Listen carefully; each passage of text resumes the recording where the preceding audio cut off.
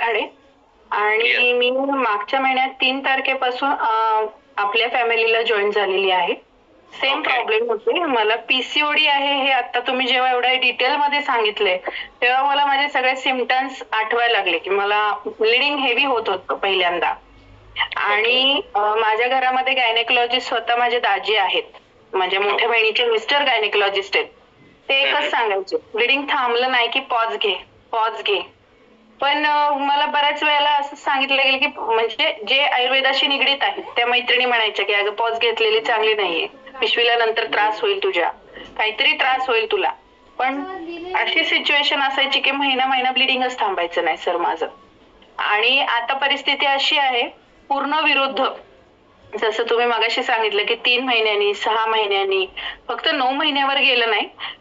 Thanks आपली family मला एकच महिन्यात इतका छान रिझल्ट आलाय की मला न काही करता वर्कआउट करतेय. वजन तर 6 किलो कमी केलंच मी माझं. त्याच्यासोबत फटिकनेस माझा कमी झालेला आहे. पूर्ण नाही झालाय बरा पण कमी झालेला आहे. आणि मला पिरियड्स आली सर न काही करता. आणि केसांचं गळणं म्हणाल ते गळणं थांबलंय. म्हणजे आपण तुम्ही जे मगाशी जेवढं सगळं सांगितलं की सकस संतुलित आहार घेणं का गरजेचं आहे.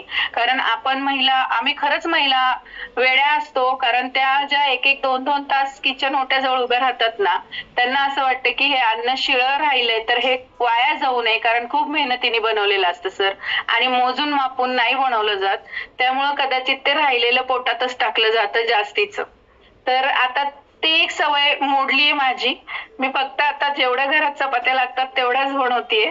भात तर जेवढा लागतो तेवढाच घालतेय म्हणजे राहण्याचा प्रश्नच येत नाहीये sir. Hello sir. Yes yes yes ऐकतो, आम्ही सगळे ऐकतोय मॅडम तुमचा एक्सपिरियन्स. ओके, मला वाटलं की मी एकटीच बोलतेय सर म्हणजे. नाही नाही नाही नाही. तुमचा एवढा चांगला आहे की आम्ही तुम्हाला डिस्टर्ब नाही करू शकत. Thank you sir. नाही मला खरंच खूप छान रिझल्ट आलेला आहे आणि मी माझ्या सगळ्या बहिणींना एकच सांगेल की लाजू नका. हा जर जर आपण ओपन नाही झालो तर हे फार सिव्हिअर होण्याच्या कंडिशन मध्ये असतं. मी गेले 3 वर्ष झाले आयुर्वेदाशी निगडीत आहे. खूप अभ्यास केलाय ह्याचा आणि तो अभ्यास मला आता इथं उपयोगी पडणार आहे हे मला कळालं. बऱ्याच महिला लाजतात सांगायला सर तुम्ही बोलताय म्हणून बऱ्याच महिला आता हात पण वरती नाही करणार असं मला वाटतंय.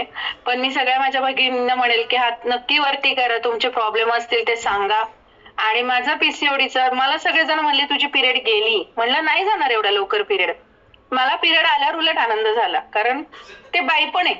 ते गेलं ना असं लवकर तर फार वाईट वाटेल सर. कारण त्याच्यानंतर तुमच्या स्किनवरती रिंकल्स पडणार आहेत. त्याच्यानंतर तुमचे बॉडी मधले जे पार्ट्स आहेत म्हणजे खूप साऱ्या पार्ट्स वरती त्याचा परिणाम होणार आहे सर.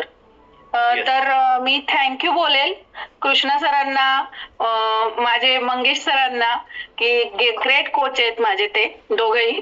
त्यांनी खूप छान मला गायडन्स केलेलं आहे. मीच त्रास देते जास्त करून मंगेश सरांना की असं आहे तसं आहे याच्यासाठी काय करायचं. तुम्ही बोलल्या तर तुम्हाला त्याच्यावरती नक्कीच मार्ग मिळेल आणि प्रत्येक गोष्टीतनं मार्ग निघतो सर. Thank you very much.